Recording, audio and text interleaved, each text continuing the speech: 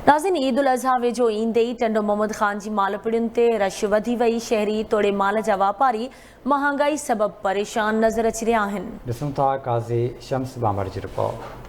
टंडो मोहम्मद ख़ान लॻे टंडो साईंदाद में मालपुड़ी लॻाई वई। मालपुड़ी में सिंध समेत पंजाब जे वापारियुनि तरफ़ां ईद उल अज़हा जे हवाले सां क़ुर्बानी जा जानवर ख़रीद फ़रोख़्त कया विया।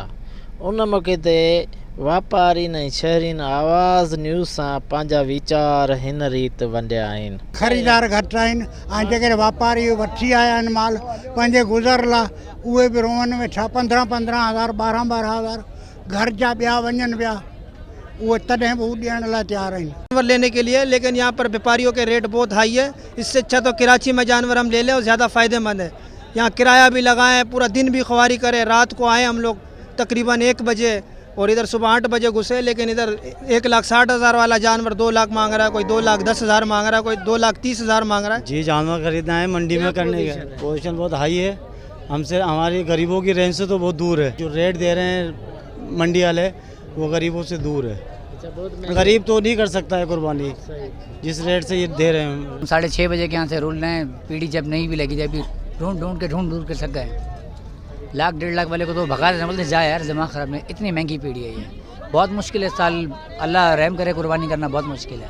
रेट तो असीं करियो ठाहियूं 5 लाख।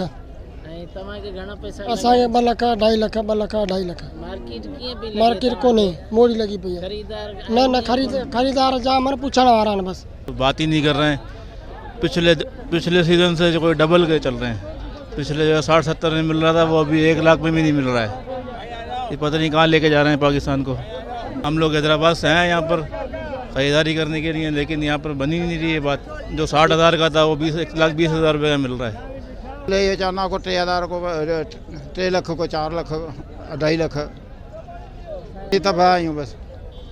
नाज़रीन, अवां टंडो साईंदाद में लॻंदड़ मालपुड़ी जे वापारियुनि शहरीनि ऐं आवाम जूं ॻाल्हियूं ॿुधियूं। उन्हनि सभिनि जो इहो चवणु आहे त पेट्रोल ऐं डीज़ल जे अघनि जे वाधारे ऐं ॻाटे टोड़ महांगाई जे करे क़ुर्बानी लाइ जानवर ख़रीद करणु मुश्किल थी विया आहिनि। महांगाई जे दलदल अवाम जी चेल चिॿी करे छॾी आहे। ईद कीअं करियूं? हाणे सवाल इहो थो पैदा थिए त छा ही हेॾी महांगाई सबबि अवाम ईद बि करे सघंदो या न। कैमरामैन सागर सोलंगी सां गॾु काज़ी शम्स, आवाज़ TV न्यूज़, टंडो मोहम्मद।